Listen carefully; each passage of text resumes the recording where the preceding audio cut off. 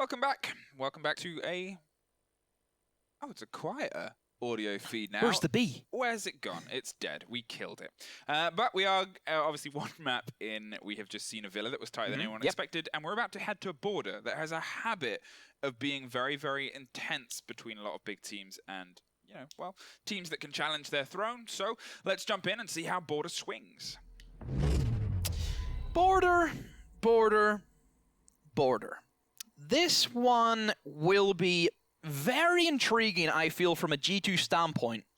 This map is definitely one of the most oldest maps that we have available, and it's not really known to be like a G2 map in my eyes. Look, they really haven't played in a very long time. Rage quit. Okay. So I'm assuming we'll get through the ban phase, and then if he doesn't find his way back in, potentially rehost. But I guess it's down to what the teams want to call. Either way, there's just a little bit of back and forth jibber jabber going on between the storied history. Yes, as you were saying, border. Just the one time though in Pro League this season, and that was against Penta in that was the final week of the first half. Yeah, and that's the thing, is they keep it as a secret. They, have a habit of, they hold secret maps. They are obviously synonymously famous with the phrase saving strats. I'm not saying they're saving border strats. It's more likely that they just don't like playing Well, in a best of one, do they ever really get to that stage where they can play the border? Not really. Best of threes is definitely much more of a kind of different standpoint to it. Yeah, so, it's one of those things on this map is you can look at it and you can see that it is a bit of fight between two teams. As I said, it became the kind of gap where Oregon was before, where it's tough for them to, test strategies and all of that kind of stuff. Yeah. Well, I know that we talk about them saving border as kind of like a surprise map. We're going to go to a rehost. But yeah, talking about the kind of surprise that G2 keep with border, they didn't play it at all during Rally Major, apart from the grand final of the first map against Empire. Yeah. And to be fair, they kind of lost that one anyway, so it's not been the historic map that we're seeing from, from different teams where they have their favorite maps and we always seem dominant. Border is not one of those maps for G2, and Orgulus, they know that, so that's why they went ahead and just picked it straight up. Yeah, and I think that's the thing. As we said, these two maps were kind of response picks against each other. They see what the other has a habit of banning and what the other has a habit of removing. And obviously, everyone can always talk about the depth of a G2 strat book. Everything is weighed and measured. It's Sherlockian. They know exactly when to play the right puzzle piece. And, maybe, obviously, letting border through for them is a conscientious decision. It's not a half-hearted thing. It's all got weight and it's all got merit, and I guess we're going to find out whether what the proof is in there and why they've let it through, because they knew that as soon as it was on the board, Orgulus were going to pick it 100%. Well, if you look at borders like a map, it's all about the frags. G2, they have two Finns there who we know can go absolutely insane. You have Kanto and you have Uno, but you also still have Pengu, who, looking at that last map, had a phenomenal performance. What's to stop him doing it here in border, where it is designed to all about get the kills? Pull out a cheeky ace, and I think to clutch an entire game that's been tightly fought, and it shows the caliber of player that was previously complimented in a team that has occasionally struggled, is fair to say. Yeah. He has consistently put up high numbers and consistently put up big performances, and it just kind of shows, again, that he can keep this going. And I guess, obviously, we'll see how that translates, because they started on Villa, which, yes, is a more tactically driven and slow, potentially driven map with heavy Monty tactics and with that slow pace. Yeah. And I'm curious to see what they lead in this time. Whether they keep the second half they had, where they were letting Pengu pick up these aggressive frag operators like Twitch and like Ash, and see where they go from there, really. You look at the bans for border, there is some really varied ones. I think a Capital ban can be really common, and I feel as if that is one that G2 will most definitely go for whenever they see the Orgulus. They're a team who likes to kind of exploit that aspect of Capital being really strong on border, the kind of positions you can fire out in behind half wall and in towards the B bomb site, towards concrete. There is a lot of great positions that Capital can be used and abused, and I feel if G2 will read into that I don't think we'll see the same kind of weird shield tactic from G2 because it didn't work one bit for them in Villa. And as soon as they did switch off of going for like the kind of Montagna pushes, their attacks did look better. Wouldn't say like they were like miles better, but a little bit something compared to having the shields. And it was that big decisive attack win that they did have with Pengu then going on an entry fragger. I wonder if G2 will keep him on that role whenever he is playing on fire right now. It's also worth pointing out that Uno was a bit slow to fire in He the was. previous map. In the early rounds, he didn't really get any ground at all, and then suddenly he started to light up and started to kind of find his feet in the map. And, you know, when you have a player like that that's kind of underperforming, and you realize that that's kind of a bit of a weak link, because, yes, Goga was covering the flanks, but he was getting frags whilst doing it. We had, you know, Pengu was leading a charge as a Monty, but he was still getting the ground, and Fabian was doing Fabian things and getting multiple kills being an in emperor. multiple different rounds and being the emperor. And then Uno was on a 0 for a good 5 rounds. 0-6. And you think, okay, well, this is an underperforming. And then as soon as he kind of switched on, he started to find some kills and started to find some confidence on the defense, and the entire kind of team lifted around. It did. Everything just came together for them. Yeah, and you're wondering if that is going to translate now as they go onto a fresh map. They're starting on attack. I'm just trying to remember the way around it was when we got a quick look. Well, it was Orglis who got the Orglis got the map pick, so then it's G2 got the side pick, and if they did go for the attack, I think that's probably the better, because more times I watch Border, I feel as if attack have a lot more things going for them than the defense. Yes, defense have the amounts of destructibility that you can utilize with the C4s, and Maestro cameras can be very strong, and Echo drones as well that we know. A lot of the pushes are like really basic for the attack, but that's why I think it works well, because they are really simple and basic. Generically, attackers have always had the better weapon choices. Assault rifles versus SMGs. I know what I would choose, and that does portray whenever we look at Border, and I feel as if the attack, they do have a lot more of the control for it. Yeah, and well, I guess we'll have to see, obviously, when we kind of get into the map as well. And the thing about, as we've already talked about in this bracket, is it's getting intense now at this point, obviously, because whoever wins this goes through, obviously, to the semi-finals, but then it's BDS and Penta who are playing for a potential point there. And that's a Pro League team that's obviously had great showings in these kind of best-of-3 scenarios. Versus BDS, who were a bit lackluster last time we saw them, but have completely swept CL. And then that's what these teams are now looking at. So even if G2 or August, whoever pulls ahead in this game, they've still got a very tough game ahead. Like, I still feel everybody is kind of eyeing up the G2 BDS rematch from DreamHack Montreal. Chat is always so great in that game. It's never toxic. I don't know, it's just like the way the kind of bracket works out, it's set up for some really nice matches, I feel, across the board. It's not as if we have like repetitive stuff. It's not as if we're having like Forge versus BDS, which would be a bit of a shame to see them going at it.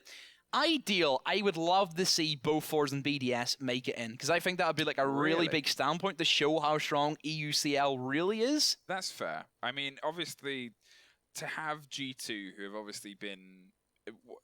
What was the last time they played a qualifier? Was it 2017? 2017 for Invitational. 2017 for Invitational. And then from then on, And they didn't even make it then as well. They didn't get that, so... Yeah, and then from that point, they've never had to play a qualifier again until this. Yes. And then for the idea of them not to be able to make it through, it kind of exemplifies how good EU is, really. It's the stack I know region. we're a little bit biased.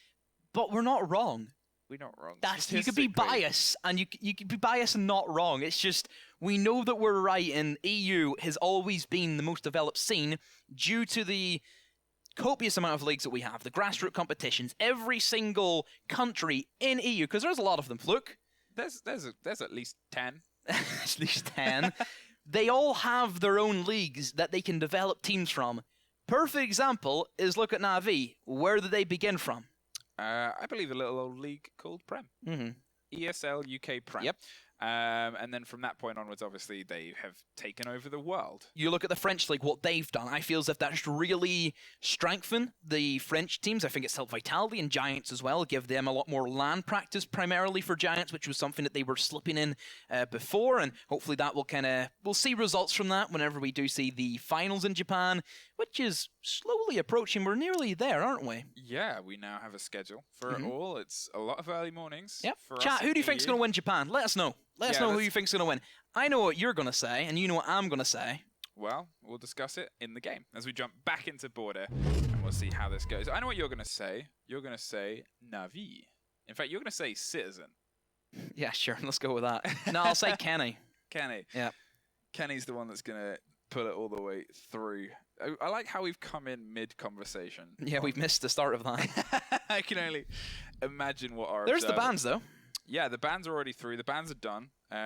They passed it through previously. Nomad, Capital, Echo, Mira. Echo from G2, I think, is a very wise ban. Not only is it a good ban to bring to border, but August were using it very well. They consistently had that as a big problem, even when the IQ was a consistent pick in the hands of Goga. They would still get the Echo drone in point. They would still get it in a position where they were able to just read all the information, read the rotations, and pull back rounds. And, you know, as I said, it is fantastic on this map.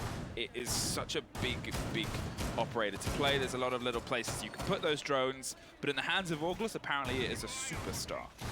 I'm really surprised that Orgless themselves banned the Capital, because that is really strange from a team who are great with that specific operator. I suppose they're probably fearing that they do start in defense first, and if you give G2 that kind of opening to build up momentum, and they felt the full wrath of that on Villa. G2 started feeling the groove, they had that momentum behind them, and a team like G2 who are feeling themselves so well in their play style, it can be something that nobody can stop. That momentum that they have, we've seen that from them way back at the Invitational 2018. Look at the sweep that they did against EG. That was a perfect example of whenever G2 are vibing, oh, they vibe so well. Suppressor, LMG. Huh. Alrighty. Let's see how that comes together. It's like when you occasionally, I can't remember what player it is in NA plays Holo LMG. Holographic. I've seen Red Dot LMG. Wow. I tried it out, and it wasn't that bad. The thing is, red dots, they're not as bad as they used to be when they got the kind of fix. Oh, yeah. Like, remember what they used to be like? God. Oh, my.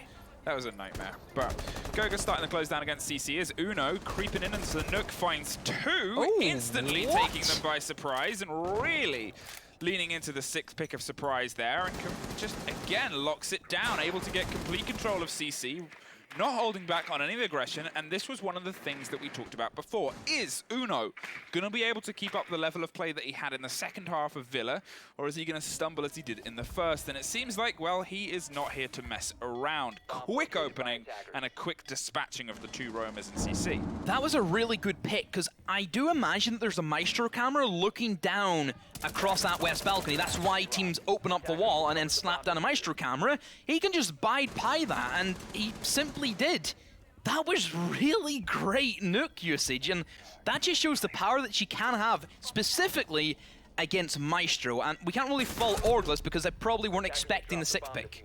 I think that was Pengu just shooting through the window there. Yeah, that's just an upside down rappel again. But I don't think he knew, well, he might have known someone was there, and it could be wrong, but it looked like he was just trying to get rid of the shot. Amazing pick there from Draven against Goga, and drops him and at least pulls a little bit back in the favor of August, but he is at under half health. Has the alibis to offer a bit of support of cover. They've left the entire wall soft, which is, well, it's a strategy, and I guess we're seeing if it can come together. Normally, you'll often see one of them soft and one of them hard if they go for a bit of a less passive take on this, but with Uno now still careening his way against point and taking as many kills as he can. The quick swings and quick attempts at the head are popping out either side. It reveals the alibi position, but we're now in a post plant.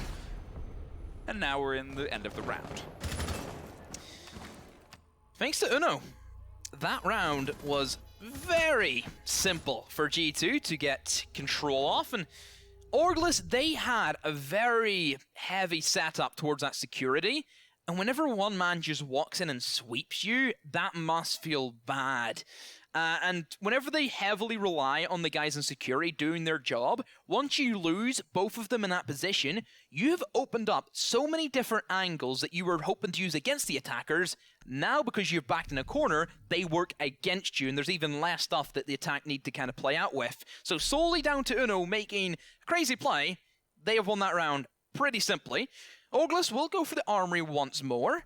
And there's off the nuke onto the Buck this time around, so I still suspect that G2 will go for the same clear and security, except utilizing the verticality that Buck can provide with the Skeleton Key, as he can go into detention and open up completely behind the computer desk.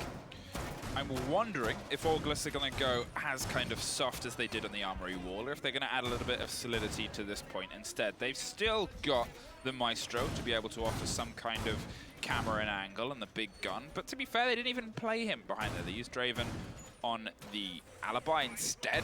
Yes, pulled off an exceptional headshot, but it's one of those kind of situations where how often are you going to try and rely on that? Potentially going to throw up some Alibis inside CC instead and buy some time and at least some information from anyone that might try and do a quick swing as they did so expertly before, but I guess we'll see how much extra protection is put around the sides and the back of the Auglis roamers. Attackers are moving out to locate a bomb and defuse it. Setting up again for that security, doing the similar kind of thing with the opening up of the wall, using the Alibis, which we didn't really touch on the Alibi and what she brings to the table for the specific setup. I like the idea of playing her in behind half wall whenever Capitao is being banned. That's why they did it, for that specific reason. I don't think it will catch anybody by surprise, because it's, you know, it's an Alibi. We've ran through this. She's been out for like at least a year, and everybody knows what to look for in that scenario. It's pretty simple to get rid of them as well. You just have to like throw like a nade or even go below as an IQ and eliminate them. It's nice though to have the MX4 Storm and have a free speed in an aggressive position, because that could also help them out in the long run. I don't know, I just feel as if they should have went just reinforce the wall and just bandit trick is probably the safer option. Yeah, I mean, that's the thing about it, is obviously they're playing a dangerous game and it comes with dangerous risks, but you can also get really, really big rewards, and they're trying to hope that G2, I guess, falls into it. The thing is, when that would have been super effective would probably have been on the last round, when they very aggressively and very brazenly pushed against CC. You had that open soft wall, you had the potential to maybe strike back, but now they're obviously they've beaten it once, and they're being slower and steadier this time, so they're less likely to fall for those kind of soft angles and soft holds this time round. And they're more than capable at gunning. They can take the firefights at the range they want to, and then from then on find ground. Now, slowly, Uno is pushing and creeping up towards 90, wants to get as aggressive against the shield as possible, as Pengu in the meantime drops Crying on the far side. Legion was holding the hard wall, but Uno has found his way all the way into 90 and takes care of the Maestro, and then finds the... No, doesn't find the Legion, but almost did with a great attempt at a double there.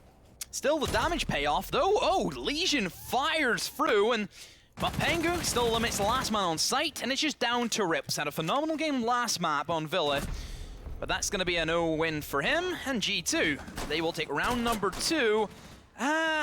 Looking at the breakdown of it, Auglis are providing G2 with, I feel, too many potential options for great splintered pushing. Everybody from Auglis are very separated from each other. They've extended towards that entire top floor, and if you spread yourselves thin, then you will be susceptible to quick two-man pushes against the one. And, well, Uno, I'm really surprised he didn't even kill the Legion, because you expect him to win those, being a great fragger he is, and I've seen him win those, you know, day in and day out. Yeah. But still, everybody else from G2 now starting to wake up, and I'm glad that Uno has gone off the ground running, because he was looking in a real dire straight situation the last time. Yeah, he's definitely lit up so far. They're going to opt for Bathroom Tellers instead, realize that the first hold in Armory isn't working, but isn't going to opt for Vents. They're going to try and take a slightly less beaten path point and see if they can make something work from it. Bringing the Pulse is pretty much a given. You want to have that information, you want to have that control, and expect those castles to potentially go up around Armory side, potentially go up in the middle of the connector of big open, like the seating area where you see them going up. Now I always forget the name of that door. And you know, they're allowing themselves to have a little bit more comfort, but also the option of rotating, because obviously this is a strict and sometimes a nightmarish point. If a team is quick, they can, well, take a lot of it apart. You've got to set up your verticality, and you've got to treat this as a top-heavy position because, well, that's what it is. This bomb site forces you to play one way, and that is hold the office for all your life. If the attackers do take control of office, you just don't win that round, because everything is vertical. You have a hatch directly above one of the bomb sites. There is even outside walls that the attackers can still open up. There's Firma on the board still, so he can easily walk in and just plant beside vending machine if that upstairs cover is given to him. So Orgulus really need to hunker down and hold this as much as they can, and they have picked up a nice lineup for it. You have the Bandit and Mute for denial of drones, and of course the Thermite charges alike. I also like the pick of the Pulse, because that gives nice early information that Pulse can gather. He can play in towards the tellers in the actual bomb site, and he can feed information and see if they're setting up for east stairs. And because they have spread themselves across the other half of the bottom floor, then they can also see if they're vision from security, and that's exactly where G2 will try and come in from. They slashed above, so I think they have a suspicion where Orgulus are holding from, and they're going to try and execute that. Well, now they find themselves in a position where they can start to break their way across. And yet again, Canso, well, he's on the upside down rappel, but it's Uno that actually opens up the frags against the Pulse. Big bit of utility off the board and a big bit of operator. Uno does get picked off by the cover there, but Fabian finds Cry, and it is trade for trade, and so far G2 are still the body up. Now it's just a matter of closing against the rest of the top floor. They've dealt with the two people beneath, but this is still the main bit to get over. The main hump is this office. They're pinging drones repeatedly, not 100% sure. I think he wants them to move it out of the way. Or just Thatcher, he wasn't pinging the drone, he was pinging the wall, my mistake. But hey, who knows, maybe he's just saying, hey, look at this drone, now I'm gonna blow this wall open. And it's becoming less and less of a playable space for Orgulus. Have rotated down to the bottom of the central staircase, and I guess let's see if they can find anything from it. Still, Orgulus have control of Office. It's not looking too good, though, as G2 have opened up a way into Fountain and will start to pressure the remaining defenders. Goga, first man up to bat the cage, and still, Orgulus haven't shifted. We did see Rips run away, but still Bandit lurking. Oh, say that, he's disappeared as well. So G2 now, they've completely took control of the top floor, and basically Orgulus has said to them, you know what, we're not going to die for nothing, and oh, Rips, you did die for nothing, my man. He tries to peek in towards the holes that was made by himself, and will meet the other end of the barrel from Pengu. Prano inside of server. I don't think he's going to be in a great position to even stop the plant if it comes in, and he has to make a big-time play as there's the angle being held from the flank. Sophia fires on through, and there's Pengu the cleanup. How's G2? 3-0 lead. And this is the power of the attack. Yeah, G2, this is, I guess, what we've kind of expected from them all tournament. We didn't really get to see this in the first play day, though it was 2-7-4s. It was against Existence, which is technically a tier 3 team. They didn't really have the prep. They didn't, well, as far as we know, they didn't have the ability to get as much prep on them. It is a long-standing team, though, so I'm sure they did find some. And now this game as well, the first map went to max OT, but this is, well, this is world champion play. This is G2 at their G2-iest, and so far it's going very well for them. They're able to get all of the angles they want. It seems like it doesn't matter where Orgulus set themselves. There's always at least 2 G2 players watching every move and able to pick up any of the frags and refrags that they need to. And then from then on, it just seems fluid. Every single step is a step closer towards the point. Every single movement and motion is ones that take them just, you know, ever so closer to actually getting inside, which was, as we said, kind of a struggle in the previous map. Attackers need to locate. So will be for the ventilation and workshop now for Orgulus. Haven't had a good start for their defense. Losing 2 armories and straight away with the loss on tellers, you're probably going to be feeling up against the wall and feeling as if you can't really break down G2 on the attack, which has looked clinical in so many spots. The way that I feel G2 have kind of took control of the roam game, which they didn't really show us in Villa, it's been night and day. Yeah. Don't know if it's just the map, and perhaps this is the reason why they have been saving this map, because teams now will realize that, hey, they're pretty darn good at this one. Yeah, it's a uh-oh kind of situation, I think, at this point. What have we done? Because, yeah, they don't really have as much prep on them, it seems, as they did on Villa, because, well, they don't really see G2 on board. It's kind of like in the movies where the big, massive, muscly guy would pick, like, the weaker guy, but the weaker guy would all of a sudden be like, yeah, you know, like a god and just win the fight. Yeah, yeah. It's kind of like that, isn't it? And you don't expect it. Currently, I don't think Orgulus have expected this kind of push and this kind of tenacity from G2, and I guess maybe that's why it plays into, well, G2 being G2 is they're so good when they can do what they need to do, because it's really hard to counter them when they're this good at working everything out. Pengu, yet again, getting the opening frags and squaring off on Uno, 2 for 2 in terms of who gets first body dropped, and now it's just a matter of, well, following it up with the rest of the aggression, the rest of the assault. Uno forces the man out of CC and takes control above, sees the alibi and sees the slightly messed up destruction action, but half of it still standing somehow. Just I like the fact that Uno has just changed everything about his playstyle compared to Villa. He is pushing in what we expected him to do and just hunting for the gunfights. He's hungry for the kills, and it's paid off for them. Giving G2 that early lead every time has gave them such a strong control. It's forced Orgless into the back corner, and you know, they set up for the security, but it hasn't really done anything. It just gave G2 the access to go ahead and take control of that, get a kill while they're there. KS, who was upstairs, has since then rotated below, but then Kanto does swing it back in. Kanto's been great at kind of getting those mid-round kills where it looks as if it's not really going in anyone's favor, and he just turns up with some kills. yeah, he kind of, in the meantime of everyone doing something, Kanto is on secret Kanto mission, and it repeatedly comes up with great Kanto results. Now, they're trying to get this buck in above the point and open up as much of the floor as possible, just to see if they can find one more body, hopefully, well, 2 or 3 if they can, but as much to make it a little bit more comfortable for when they swing in and make sure that there's as much ground covered and force the Orgless players back to have to hold it from wider angles and give themselves just a little bit more of a berth for when they do swing in. The fact that they have a minute on the board just shows how quick they've been in getting the rest of the handiwork done, because at this point, it's just a matter of collapsing, and they've already done a lot of the initial fragging and killing, and with Thatcher off the board, that's not the worst loss in the world. Cryan, in the meantime, has got exceptionally aggressive with this, crept all the way up to supply room window, is going to see if he can catch someone in as they swing in and try and get the plant, but he's out of shot and might even be out of earshot as well, as Fabian just sticks it, plants it, and now we're in a post-plant with full vertical under the side of G2. This is just a standard B take. They've took control of upstairs, they have the angles being made by the buck, and everybody else just now has to sit back, relax, and wait till Orgless throw pretty much their entire bodies at G2. Both of them will take up a central stairs position and try and retake towards top floor, but hey, look who's there. It's Uno, he's ready for it, and even the man in the window, it's Pengu. G2, 4-0 they go. And my word, Fluke, this is not Villa. We're not in Kansas anymore. No, we are far away from that. G2, again, looking very, very good, and every round seems confident, comfortable, and everything is kind of, well, it's a little bit of a lost fight for Orgless. They seem a bit confused as to how to battle back against this, and that's fair enough, because how do you take apart a team that is this precise with their collapsing?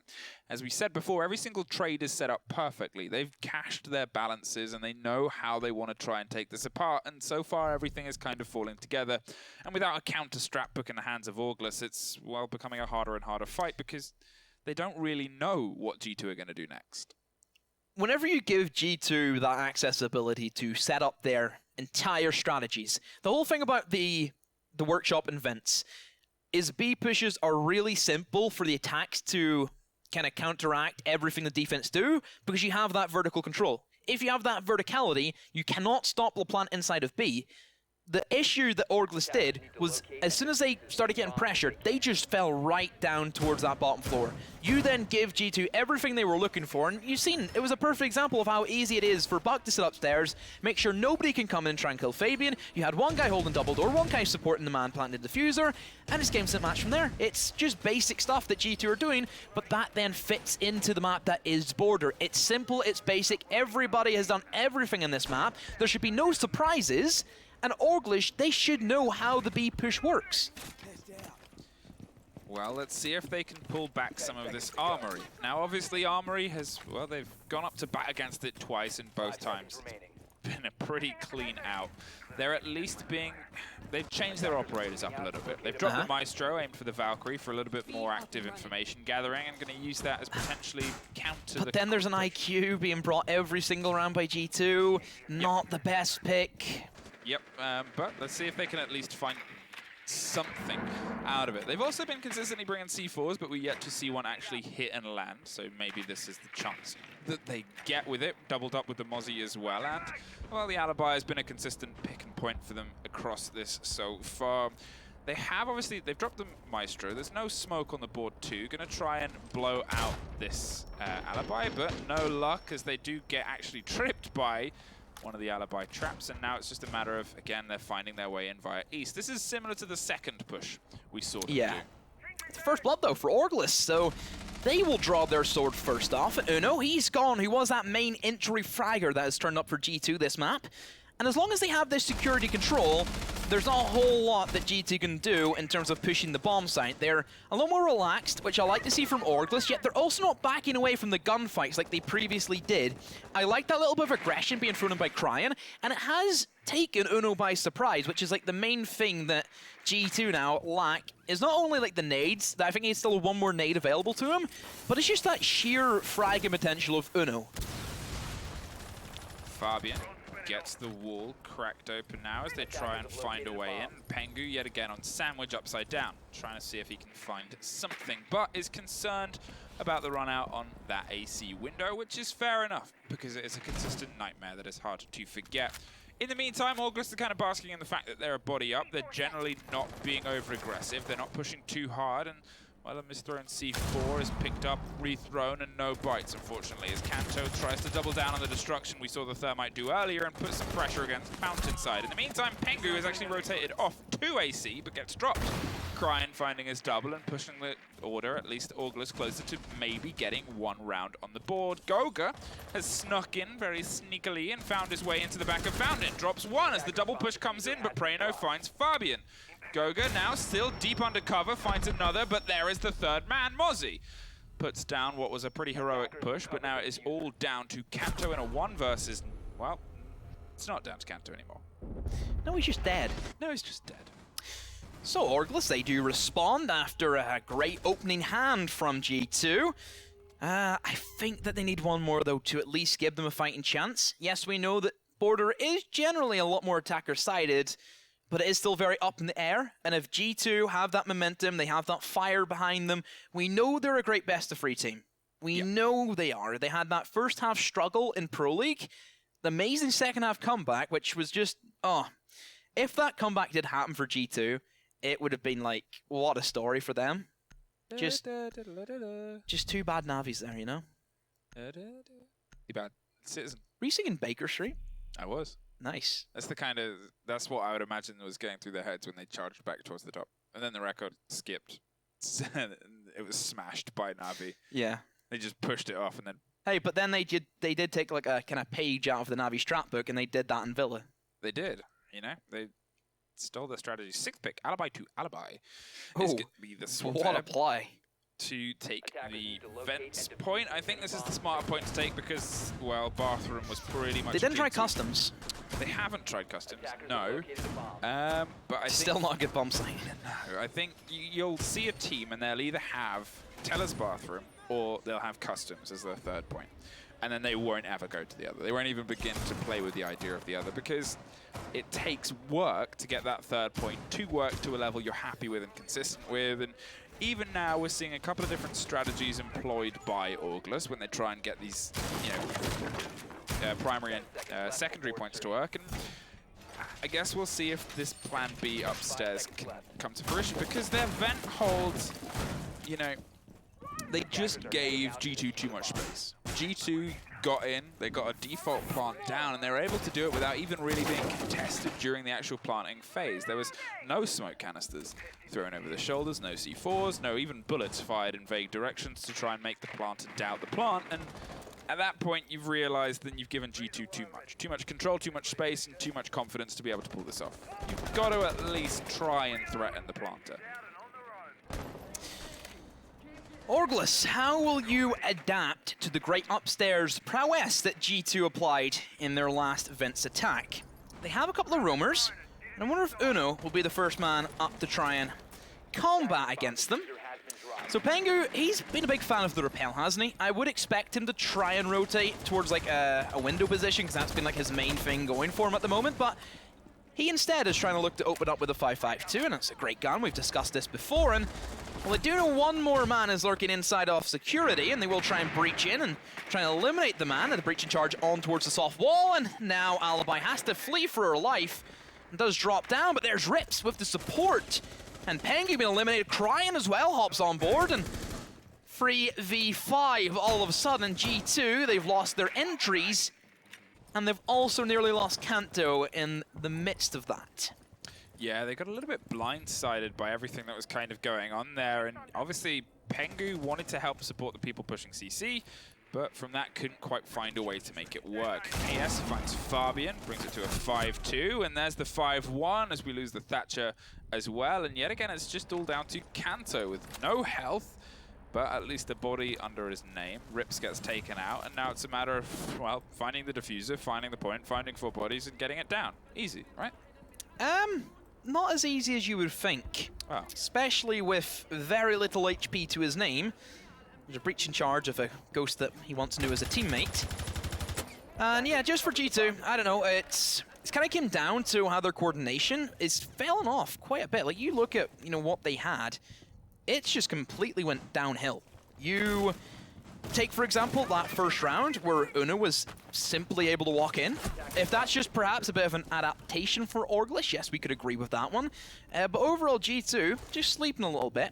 This is their last round, and we'll see if the split will do perhaps Orglish a little bit better, because they are still on the back foot of a 4-2 defeat. Well, with the breach charge being taken out by some nifty shooting, and now 4-2, we put ourselves onto the turn of the half. Can G2's defenses have as much energy as they seem to about in the first 4 rounds of this, and their Villa, which was obviously very well put together, or can Orglish, now that they have to physically read G2 during the round, keep up this momentum shift that they've managed to pull on the previous 2 rounds? Armory, straight off the rip for G2. Lineups, let's have a little look, and perhaps that may lead us to believe what side of the map Orglish will try and push into, and also perhaps what G2 will try and hold. See a Twitch being locked in, so that's probably for the fragging potential that, you know, Cryan, he's another one of those really solid, firm players that can play these kind of operators that we know he could just explode onto. G2 nothing out of the ordinary. Pretty basic. Yeah, obviously they've swapped Fabian from the Maestro to the Valkyrie, going to use those for the long-range informations, and potentially you've got the Doc if you want to play the long-angle fights. You've got the possibility of Bandit, so I'm assuming they're going to try a more aggressive hold against at least maybe one of the reinforcements on Armory side. You can see they wanted to play with the reinforced shield there, and Pengu was trying to put it on the corner of the Armory entrance. They've got obviously 90s being covered, and they're going to throw in Fountain.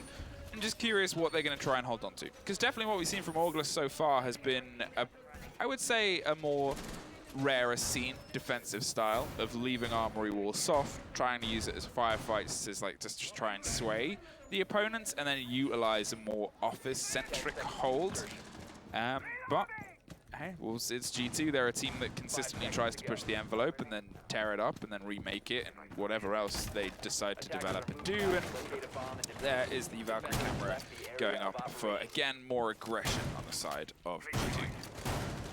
They will also extend into security. This is something that Orglish also went for, and they have actually put up a little bit more, I think, emphasis on the kill holes that are being made. They have a lot of long angles that I feel Uno can definitely utilize, but he's not going to be doing any of that this round as he's been picked straight off the rip by Rips.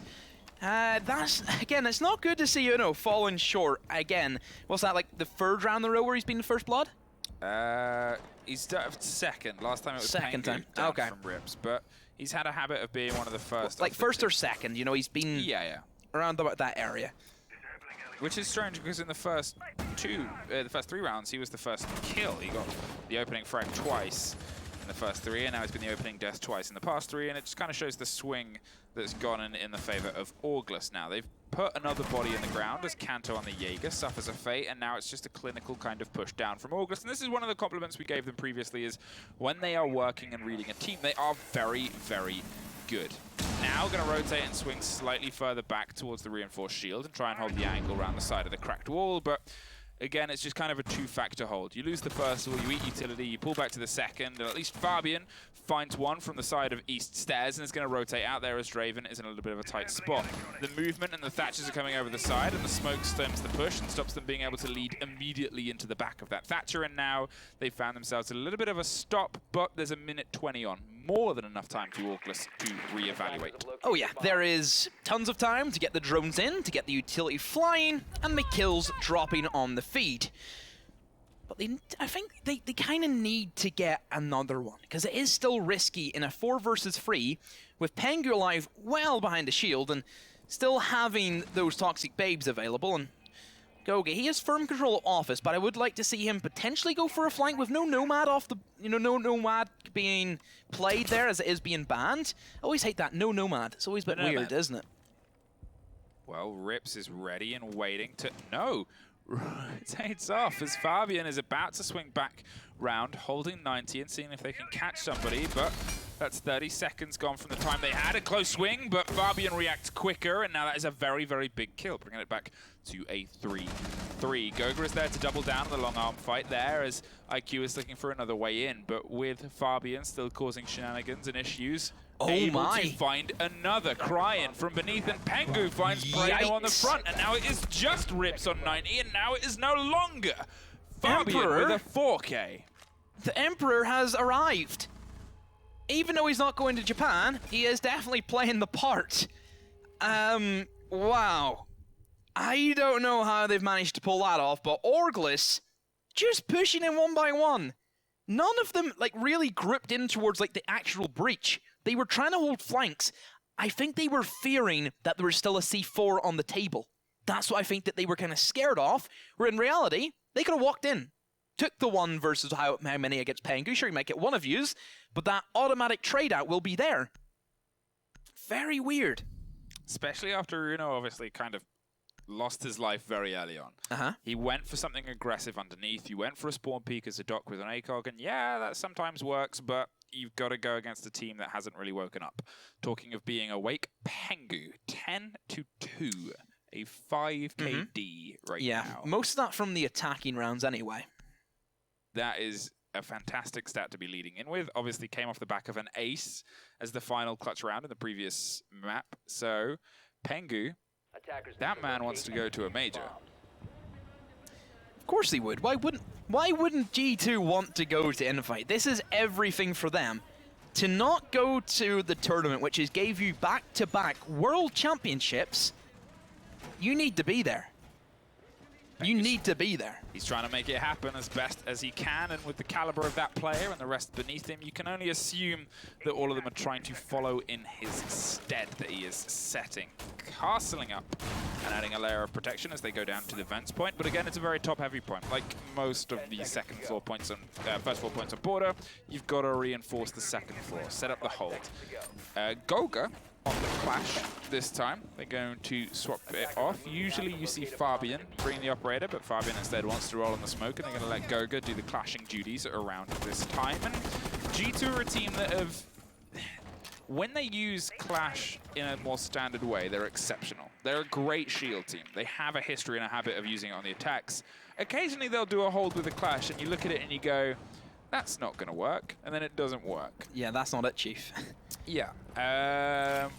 But Goga, again, he's usually one on the team that kind of falls into the strategy. So they'll say, we'll do this, and we'll cover your shoulders, and we'll keep it normal. And I guess we'll see what they do with the Clash in that terms. It's an intriguing prospect for Border, sure, but it makes sense whenever Mira's off the table, and Mira was, whenever she was first released, she completely changed the dynamic of this map, specifically with the amount of aggressive holes that you would have as a defender, and Clash can kind of provide that as well. Of course, Clash is a lot more easier to deal with. Kanto opens up with the first blood, and Cryan's off the table, and typically if G2, they get things rolling early, that massive snowball just keeps tumbling down and crashes right into the face of Orglis. Well, they're still creeping their way across this top floor. It's a great multifaceted attempt here from Orglis as they've got bodies on every single side of this top, but they've still got to get through a Clash who's just trying to hold pretty, and that is both Sophia charges now thrown at her. Yes, she's on a fraction of health. Anyone gets lucky to catch an angle on her, and that's it. Good night, Clash. But for now, she's still standing. She's still able to hold this close wall and just be something to stem the tide of Orglis. In the meantime, you can hear the mounting pressure against the opposite sides. You can hear the self-destruction against Office Wall, and they are breaking via Fountain to see if they can collapse upon them whilst they just hold the angle from 90. Again, if they can make a mistake, that's it. Good night, Clash. You got to make a mistake first. You can also see that Uno is playing it as if it is a mirror window. He's using the power of that operator to the best of his ability, Has taken a lot of damage, though, from that earlier peak. But still, as long as he's alive, and there is these massive crossfires being established, and if Kanto can just play the way he's playing right now, which is very sneakily, there should be no issues. Pengu trying to go for a rotate, but... Oh no, Ripsy should have had that, but unfortunately for him, he loses that gunfight to some great pieces of skill using the UMP from Pengu. Now 4v2, and KS, Prano, how do you do this one then? What wizardry have you got up your sleeve? Well, if I'm honest, it looked like a really good response there from the sides of G2. If you didn't see, it was Fabian that got dropped down below. He was the only one on point, and at that point it kind of read, oh, they're just going to try and hard push past our top floor. They're running out of time. So the rotate from Pengu to find the body had to come, because it had to allow G2 to be able to push into offices to then get the drop down and get back to point, because otherwise, if the pair of Thermite and Thatcher had been able to get through, they might have been able to get the diffuser down and get in a, you know, it's not an easy situation, but it is a situation. However, G2, 6-3, looking down the barrel of match point, and it has been a 6-2 even, and it has been a convincing match point. It has been, you know, as we said, across both their attack and their defense, they've been coordinated, aggressive, and, well, G2-esque. Whenever you see G2 excel where Orglis didn't, then you know it's one-sided. Villa was a bit of an anomaly, where both sides were struggling in E4N, but also making up for it on their better sides, which of course was that defense. Whenever G2 are winning on both attack and defense, and Orglis are winning on neither, then clearly it's a one-sided affair, and G2 have all the power going into it. I don't know, G2, they just have everything on lock. They're playing a lot better as a team, and I'm sure they should be a lot happier with this decisive win that I'm sure they're trying to wrap up quickly, but it will be the offsite, will be the bathroom and tellers for them, so neither side opting as their third bomb site pick for the customs, which is a bit strange in many circumstances over the course of what we've kind of seen so far in the tournament for Border. Bathroom and tellers hasn't really been touched upon, but, you know, it is what it is. You know, would you rather lose your left leg or your right leg? That's the thing. And I think it's the hard thing for Orglis as well, because, you know, obviously we've already kind of talked about this before, is G2, they consistently banned Border, it was up on the table, and then Orglis picked it. And now it's kind of reaching the level of you've fallen for the classic blunder. Yep. You've chosen this map that I have, you know, like, it's that level. It's just a master plan. Yeah, and I think if you're ever a team and you're up against G2 and their insta-ban isn't banned, just don't pick it. Just leave it. Just go somewhere else, yeah, where you have research done, because that big brain, they're playing their best trap cards. He's got the M870. I don't like to see those. You don't. I don't like them. Cryan fires through, and he's on the Ash now. R4C eliminates Goga. Valkyrie. C4 sure off the board, but I'm sure that the Black Eyes have been distributed about, probably I'd say about 50% of the map. That's kind of what you want to try and cover in the can't get the word out. I forgot how to say. What are you trying to say? Spell it. I've completely just farted and I don't know, like, just my brain is just collapsed. Oh no. Do you want me to take over? Yes, you take over. I can't think of the word I'm hunting for. Okay.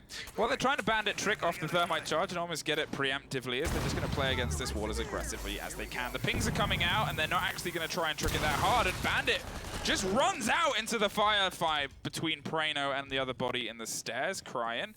And it's a curious decision, and it's one that, well, does not work, unfortunately. G2 on the back foot. How can they try and recover this? Doesn't look as if they have a lot to go off. There's not a lot of information being gathered. I'm sure that Rips has the IQ scanner out and tries to eliminate those Black Eyes, while he also does eliminate Fabian. Now Kanto and Pengu, all to do. Don't think they'll pull this one off. It's just odds are against them. Too many men for Orglis, even the plant coming in, and it's always a tough one to see whenever that kind of offsite. You want the offsite to work, but it's so difficult to defend, and it just shows how strong the attacks can be. And just similar to what G2 did against the third pick bomb site for Orglis, well, history has repeated itself. Yeah, that was very clean, and it was a flawless. I guess you can't really get much cleaner than that, but they had all the angles covered. There were some questionable moments there from the side of G2, but otherwise we're opting back to go to Armory Lockers Archives. Now, obviously, it's not the biggest deficit in the world. Auglis are only 3 rounds behind, and if you think in the previous map, it was a 5-1 at the turn of the half, and then it came back to an 8-6, so almost max OT. So the game has the potential to keep having legs. However, this is G2 on a very strong roll right now. The 3 rounds they've dropped have generally been them pulling off rather than Auglis stepping up, and I guess it's to see if Auglis can try and find that last bit of wind as their last hope to pull 3 rounds, put it to OT, and then potentially a map 3. It's going to have to be one heck of a clutch from them. They have everything up against it. You're staring down the barrel of Series Point. You know that G2 have the collection of the bomb sites that are favored to them, that being the armory and the ventilation unit. G2 now, make sure they don't throw. Make sure they don't choke. Like, we've seen G2 choke in the past. You know, it's every team will face a choke at some point in their career. It's just how can they get over that? You think of different teams that have had a lot of tough times with choking. NA, just to name a few. I say name a few, just name a region overall. But it's just, whenever you're staring down like a choke, it comes down to your mentality and how well you can actually prepare for it. Can you prepare for a choke? Is that possible? I feel as if you can, if you have like a really good like mental coach to help you. That's the thing, you have the mental coaches. There's ones in place to kind of help the psychology of a team. Obviously, we briefly touched upon the support staff of a esports team earlier, and we kind of said, well, some teams, they'll have different roles. Like Secret, I believe they've got 3, and it is Rousty, who is the one that is in charge of the kind of psychological side of the game for them. But then you've also got teams that have opted for just one coach that becomes the manager, the kind of... I kind of think to Astralis, a team that we don't have in our specific game, but just in the world of esports, they were a team that was always known for choking semifinals. You know, time and time again, they choked, and then they finally got it fixed. They had a mental coach being brought in, and since then they've went on to dominate their respective game. Yeah, and that's the thing about it, is like, you've got to realize that this is all high intense stuff. You're trying to be at your best for a long period of time, and you know, and when you slip up, it's not the end of it's not the end of the world, sure, but it can often feel like that because every game has weight for the most part. Every single round has weight for the most part, and it's trying to find that sustained level of emotion for that long a time. Goga and Pengu both suffer from one explosive there, a well-put grenade. Doesn't manage to drop the shield, well, the second shield, drops the first shield, but does manage to at least take the 2 players down to half health. And that is a very, very big part that could come into play a little bit later, because now sprays could be the end of it. Cryin creeps around the back of a body that is inside detention, and they might not be aware of it as they back and drift and drop. Uno, the Pulse, who popped off his C4, and Kanto at least finds one, with Fabian trying to double down. The C4 didn't actually get popped in time, and Fabian does find Draven. Now it's a 4-3 back in the favor of G2 as the thermite charge is going to go off. The impact goes up, and it doesn't quite catch it, and goes for the second, but gets caught. But Fabian is refusing to let this drop now, 3-2, and they find themselves in a little bit of a slightly better position. Yeah, wall is open though for Auglis. It gives them a way in, but still have to go through the smoke. And Pengu, he's went for this before, where he prones right beside the breach. You never expect that his leg is showing though, and Prano, he missed that and barely doesn't get the kill as Pengu jumps back to safety towards the half wall, and the prone comes in. Oh, and G2, they clean up, and after a very, very sweaty Villa game, that border was cool as a cucumber for G2. And G2 are the first team in EU to make it through to the semi-finals. One more game, and then if they take that, they are coming out to Croatia in the beginning of December to find themselves in the LAN. Obviously, only 2 teams from each bracket make it, and they've still got the potential of either BDS or Penta lying ahead of them as we take a very quick look. Still 2-0s across the EU board. Yeah, nobody's really wanting to go for a third map in general. I'm sure that will change if you look at the next 3 games lined up for play day number 4. Pinta BDS, the first one of the evening. Chaos and Secret to take us in, which I kind of think to be my match to watch there. It feels as if that will be a great one because there's a bit of history of those teams. And Vitality Forge, which is really up for the taking for either of those. Overall, another great day for EU in general. Still very decisive. The teams that we expected to win, they did win in their right fashion. But these quarters, man, this is where it gets spicy. Yeah, as we creep ever closer towards the big playoff games on the end. Obviously, only one more EU playdate in, I believe, 3 days, but I could be wrong about that. I know it's us again, so we'll be doing EU in a couple of days. Maybe 4 days. NA tomorrow, then LATAM, then a day off, and then I think it's NA again. NA and then EU. Either way, it's within the next 5 days, so make sure you follow all of the socials. Obviously, there's the Twitch channel that you are on currently. There's also the Twitter account, which is at OGA Rainbow Six Pit. And there's our socials as well. You can follow those if you like. You don't have to, but you can if you really want to. I'm not going to stop you. You want to see some good memes? Follow Fluke. No, follow Fluke if you want to see some good memes. Yeah, I do some. Anyway, thank you very much for watching. It's been a pretty good action-packed games. I have been Fluke. I've been Demo. Yes. I think, is that my name? Yeah, that's my name. Yeah, so, guys, that's us done. I hope everybody enjoyed. Until next time.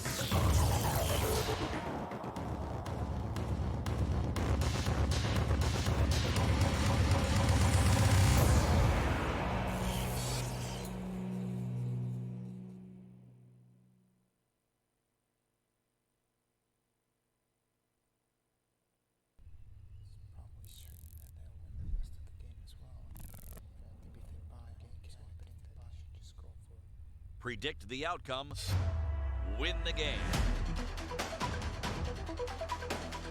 Get live coverage and schedules for your favorite tournaments. Analyze, predict, and vote to gain points. Compete with other esports fans and climb the leaderboards. Strafe, everything esports. Download now on iOS and Android.